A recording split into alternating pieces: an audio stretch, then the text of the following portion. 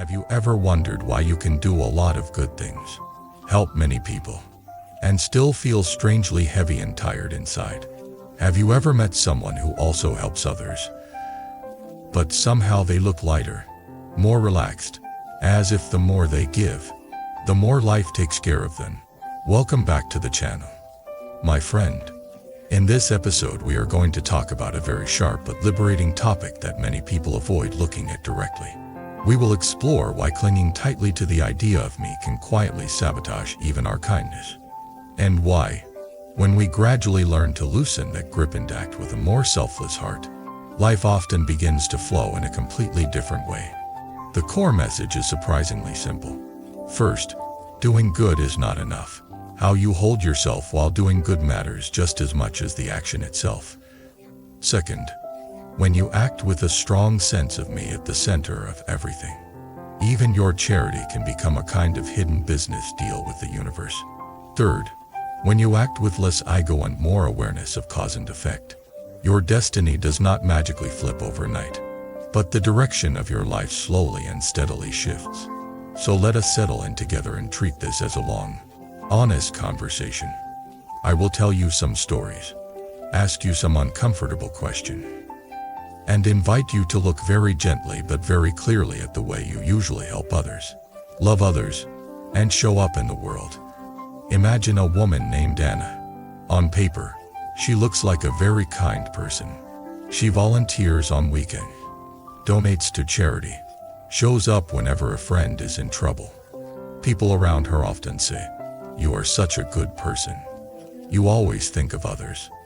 But when you look a little closer, you see another layer. When she helps, her mind is very busy. She constantly takes mental notes. "I did this for you. I answered your call at midnight. I transferred money to you when you were desperate. I helped you move house." She does not always say these things out loud, but they live in her chest. Every good deed becomes an invisible line of credit. At first, nothing seems wrong. It sounds reasonable to remember your efforts, right? But slowly, something happens. When a friend forgets to thank her properly, she feels deeply hurt. When someone does not return a favor, she feels betrayed. When life does not immediately reward her with good luck, love, or recognition, she feels angry and thinks, "I have been so kind. Why is my destiny still so hard?" This is the heavy fatigue that many people know too well. The body is tired because they work hard. The heart is even more tired because it carries a huge invisible account book, full of numbers and expectations. On the outside, they are doing good. On the inside, the me is very busy. Now imagine another person. Let us call him Daniel. He also helps others. He also works hard. But when you talk to him, his energy feels different. He does not emphasize what he has done. He does not talk about how much he has sacrificed. When people thank him, he smiles and says something like, "I just did what I could." I am also learning and receiving a lot from this. If someone forgets to say thanks, he honestly might feel a small sting, because he is human. But he does not build a whole story around it. Over the years, you notice something interesting. Even when he passes through difficult times, somehow support appears. When he is in trouble, many people are willing to help him. When he makes mistakes, life gives him chances to correct them. His path is not perfect, but there is a sense that the river of his destiny has a gentler curve. What is the difference between Anna and Daniel? It is not simply that one is good and the other is better. The main difference is how tightly they hold to me while doing good. When kindness is wrapped tightly around me, it becomes a subtle form of trade. I give, but deep down I am already calculating what I should get back. From this person, from fate, or from some invisible power. When kindness is freed, even a little, from the obsession with me, it becomes more like a natural expression of our deeper nature.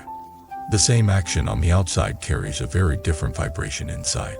In spiritual teachings, especially in Buddhist wisdom, this shift is described through the idea of no self. Many people misunderstand this phrase.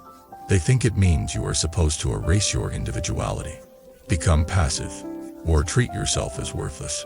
That is not the point at all. No self does not mean you disappear. It means you stop treating the image of yourself as a small solid rock that must be constantly protected and polished. You still have a body, memories, preferences, and responsibilities, but you begin to see that they are not a fixed, separate entity. They are a flowing bundle of causes and conditions. Like a river, when you see yourself as a river rather than a rock, something softens. You can still take care of yourself, but you do not worship the me as the most important thing in the universe. Let us bring this down from the clouds of theory to the ground of your own life. Think of the last time you helped someone. Maybe you lent them money. Maybe you listened to their problems late at night. Maybe you used your network to connect them with a job. At that time, what was your inner voice like? Was it saying, I really want to help them because I see their suffering and I understand that we are all linked? Or was it saying, I will help them and later they should remember this. They should treat me better. They should be grateful. Life should pay me back somehow.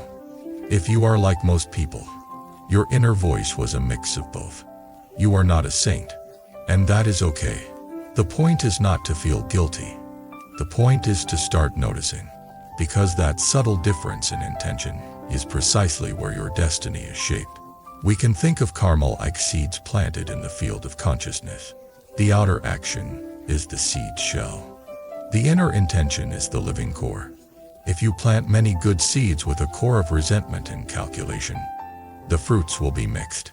You will meet situations where you are both helped and hurt, where your good deeds return in strange twisted ways that still leave you unsatisfied. If you gradually learn to plant seeds whose core is more free from me, the fruit becomes lighter, cleaner, and more nourishing.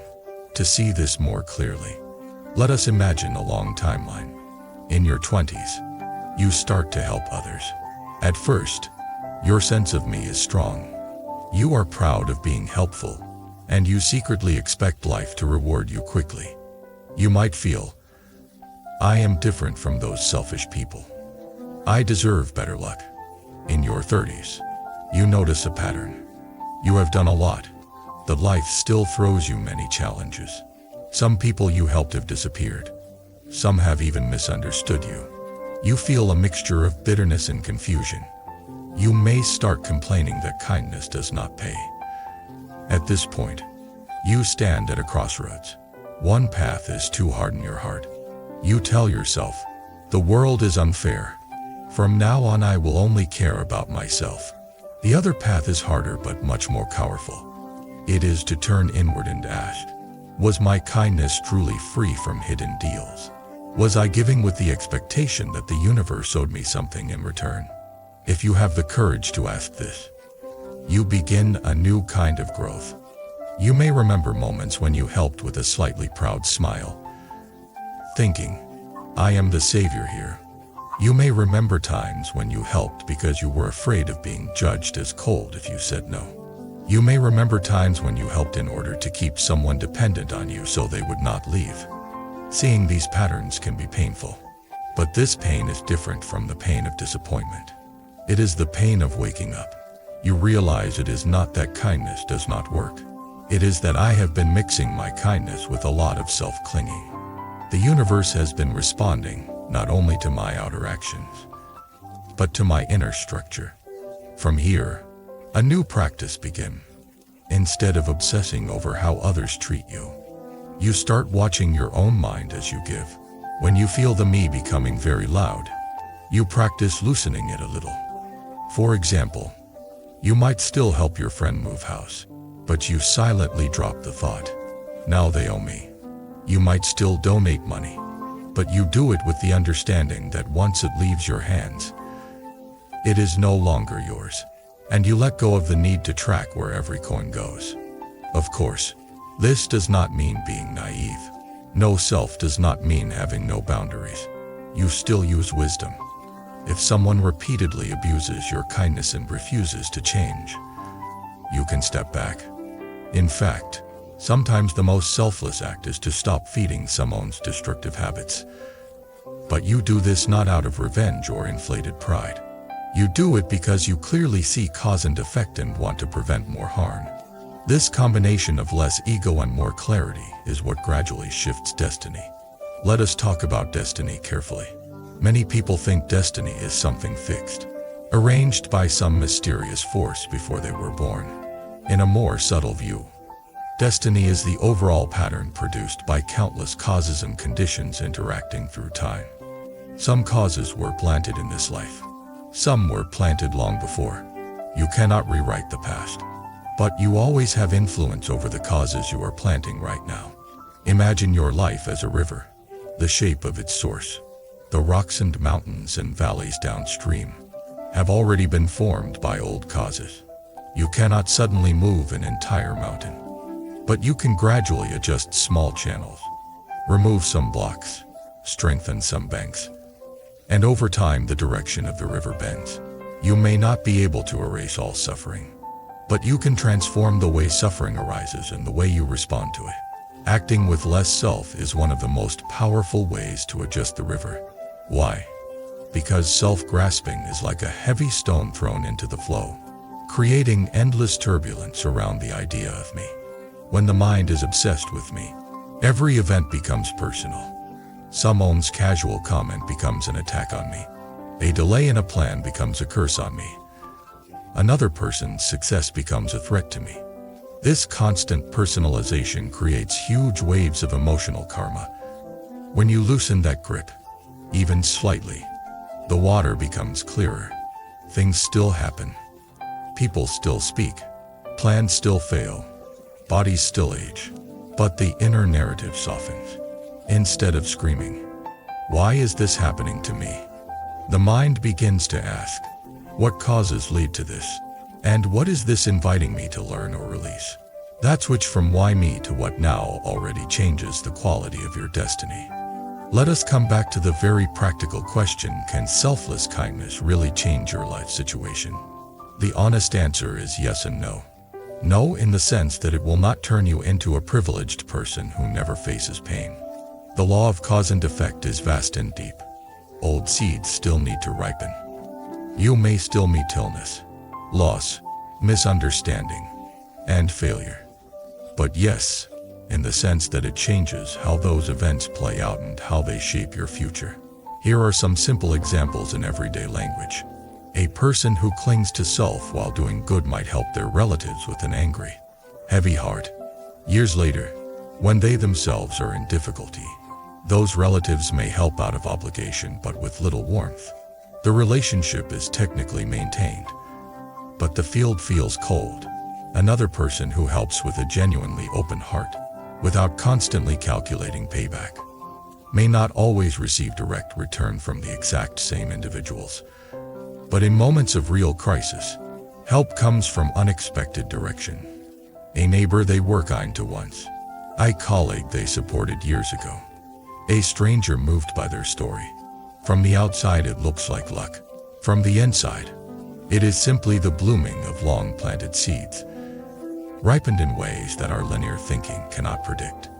The biggest shift, however, happens inside the helper themselves. As they practice letting go of the me, they notice that their own suffering becomes lighter. Resentment appears less frequently. Envy has less power. They begin to feel joy simply from seeing others relieved, even when nobody knows who helped. This joy is independent of external reward. It is called in many teachings the joy of giving, or the joy of virtue.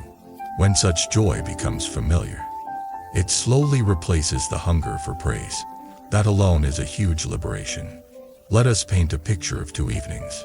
In one evening, you sit at home, scrolling through your phone. You see other people's vacation photos, new houses, shiny achievements. Your heart feels small and tight. You think about how much you have done for everyone, how little recognition you have received, how unfair life is. The night grows darker, not because of the sky, but because of the narrative in your mind. In another evening, maybe just a year later, your outer circumstances are not dramatically different. You still work hard. Money is still limited. Some people still do not understand you. But throughout the day, you have practiced no self-giving in small ways. You answered a distressed friend without mentally charging a bill. You let another driver merge in heavy traffic without cursing. You smiled sincerely at a stranger. And you consciously told yourself each time, I am doing this because in the web of life, your ease is also my ease. As you lie in bed, a different feeling fills your chest. There is still some worry, but there is also a quiet sense of alignment. You feel that today, at least a little, you lived closer to the person you wish to be. That feeling is one of the most precious forms of wealth. It makes the heart spacious. That spaciousness is itself a change in destiny. Because a spacious mind meets challenges very differently from a cramped one. Let us also address a common fear. Many people worry that if they let go of me, others will take advantage of them and they will become weak. This fear comes from confusing ego with dignity. Letting go of self-grasping does not mean letting go of wisdom. A bodhisattva, a being who walks the path of compassion, is not a doormat. They can say no. They can walk away from toxic situations. They can even speak sharply when needed to wake someone up. The difference is that their actions are not driven by wounded pride or the need to defend an image. They are driven by a clear seeing of cause and effect and a deep wish to reduce suffering. When you begin to operate from this place even a little, you become strangely harder to manipulate. People who try to control you by guilt find that their tricks do not work as well because you are not playing the game of ego approval anymore. People who try to provoke you with insults find that you often do not react the way they expect, because your sense of worth is not anchored in their opinion. This kind of stability is a very real change in destiny. Now, how do you actually train in this in everyday life? You do not need to sit on a mountain repeating, there is no self. That can easily become another ego project. Instead, you can start with very small shifts in perspective. When you are about to help someone, pause and ask, what is my real intention here? If you notice a strong desire to be praised, just acknowledge it. You do not have to push it away. You simply see it clearly, and then you consciously add another intention. May this action be genuinely beneficial to them. And may it also purify my own self-centeredness. When you feel hurt because someone did not respond the way you wished, use that moment as a mirror. The pain is showing you where your me was secretly expecting a particular result. Instead of only blaming the other person, you can gently tell your heart, so this is where I still hold tight. You can breathe into that place and imagine releasing the contract you tried to sign with reality. Over months and years, these tiny practices accumulate. It is like loosening a tight knot in a rope. At first, only a few fibers move, but over time, the entire knot relaxes. When it relaxes, energy that was trapped in defending the self becomes available for creativity, kindness, and clarity. That surplus energy itself is a kind of blessing. One of the deepest forms of no self-giving is to do good anonymously. You may have experienced this. When you help someone who will never know your name, there is a special kind of lightness. You realize that you are not performing kindness for an audience. You are simply participating in a larger movement of goodness that does not belong to any individual. This can be as simple as leaving food for someone in need without signing your name, or quietly covering a college shift when you know they are overwhelmed and you do not need everyone to know it was you. This anonymity trains you to taste the joy of giving without ego sugar. It is like learning to appreciate the natural sweetness of fruit after being addicted to candy. Over time, living like this, you may notice that your relationship with destiny changes. You no longer see yourself as a powerless victim of fate. You also do not see yourself as a controlling boss of the universe. Instead, you experience yourself as a co-creator with cause and effect.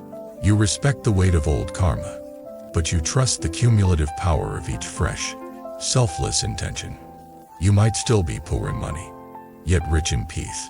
You might still be passing through a painful illness, yet surrounded by genuine care that you yourself have sown in the hearts of others. You might still face misunderstandings, Yet your conscience is clean and your nights are less haunted by regret. In that sense, destiny has indeed changed. Maybe not in the dramatic way that popular stories promise, where one ritual suddenly wipes out all past mistakes, but in the deep, steady way that transforms your character, your relationships, and the way life can use you as an instrument of good. Before we close, let us circle back to you. Think of one person in your life right now that you often help. It could be a family member, a friend, or even an online follower. Ask yourself honestly, when I help them, how much of my heart is occupied with me? How much is occupied with a wider sense of we? With an understanding of karma and interconnection. If you find that the me takes up most of the space, do not shame yourself. You are simply seeing the starting point. All growth begins there. Then, make a small, concrete experiment this week. Choose one helpful action and do it with the explicit inner intention to loosen self-grasping. Tell yourself, I am not the owner of this kindness. I am simply letting goodness flow through me a little. Afterwards, notice how you feel. If you feel slight disappointment that nobody praised you, smile gently at that and say, yes, that is my ego. Thank you for showing yourself. Then touch the quieter satisfaction underneath, the one that does not depend on applause. That quiet place is the seed of a different destiny. If you feel moved to share, you can write in the comments about a time when you gave with a heavy heart and a time when you gave with a lighter, more open heart. What was the difference? Not only in the result, but in your inner experience. Your story may be exactly what someone else needs to hear tonight. Thank you for walking through this long reflection with me. If it helped you see your own patterns a little more clearly, and gave you some courage to practice no self-kindness in this complicated world, please support the channel. You can subscribe so that future deep dive episodes reach you. You can tap like so this video finds others who are struggling with the same questions. You can share it with a friend who feels tired from always being the good person. And if you feel called, you can join as a member so we can keep creating long, thoughtful content like this. May you slowly lay down the heavy armor of me, discover the natural lightness of a more open heart, and step into a destiny shaped less by fear and more by wisdom and compassion. There are moments when you see something, and your heart simply whispers, "This one is meant for me." Bracelet carries more than beads. It carries intention, protection, and quiet strength. Something to guide your thoughts and keep your spirit steady. If you felt that gentle pull toward any of the bracelets shown, the purchase link is waiting in the description, and the full collection is displayed on our channel store. Follow your intuition. It rarely leads you wrong.